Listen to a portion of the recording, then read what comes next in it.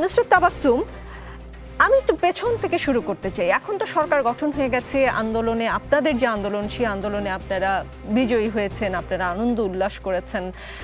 সরকার ও অন্তর্বর্তীকালীন সরকারে আপনাদের যেসব পছন্দের ব্যক্তি ছিলেন তারাই এসেছেন, যাকে প্রধান করতে চেয়েছিলেন তিনিই হয়েছেন। অনেক কিছু চলছে, আপনারা ব্যস্ত, বিভিন্ন সংস্কারের কাজে আপনারা হাত দিয়েছেন। কিন্তু আমি একটু পেছন থেকে আজকের গল্পটা একটু শুরু করতে চাই।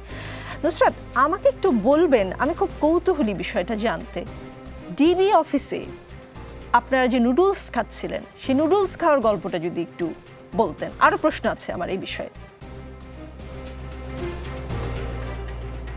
ওখানে কোনো নুডলস ছিল না, ওটা একটা সালাদ ছিল।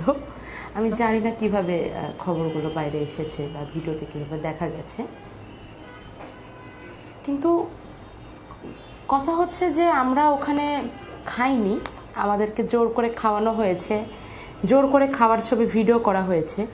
ডিবি অফিসের ভেতর থেকে আপনারা যে সমস্ত ভিডিও ক্লিপ বা যে কোনো যা ছবি যা দেখেছেন, আমাদের স্টেটমেন্ট, আমাদের ভিডিও স্টেটমেন্ট, আমাদের খাওয়ার ছবি, সব কিছুই আসলে ভয়ভীতির মাধ্যমে হয়েছে।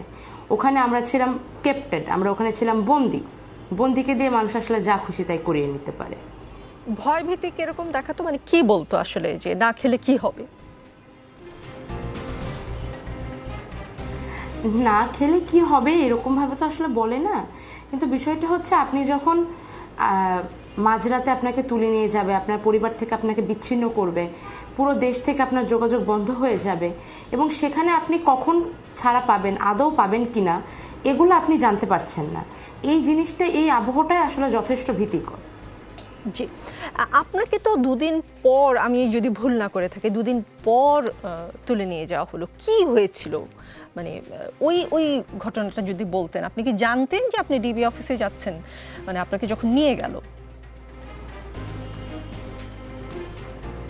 না না, অবশ্যই জানতাম না যে আমাকে কোথায় নিয়ে যাওয়া হচ্ছে, কিন্তু যারা আমাকে নিতে এসেছিল তারা পরিচয় দিয়েছিলেন যে তারা আইন শৃঙ্খলা রক্ষাকারী বাহিনীর সদস্য, এবং আমাকে শুরুতে ডিবিতে নেওয়াও হয়নি। আমাকে প্রথমে ডিজিএফআইয়ের যে অফিসটা আছে কচুক্ষেত, ওখানে নিয়ে যাওয়া হয়। কিছু মুহূর্ত পরেই সেখান থেকে আমাকে ডিবি অফিসে ট্রান্সফার করা হয়।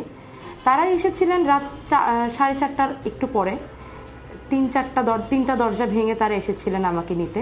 অ্যান্ড তাদের কাছে কোনো ওয়ারেন্ট ছিল না। আমি জিজ্ঞেস করেছিলাম যে আমাকে নিয়ে যেতে এসেছেন, আমাকে কি গ্রেফতার করা হচ্ছে, আপনাদের কাছে কি অ্যারেস্ট ওয়ারেন্ট আছে?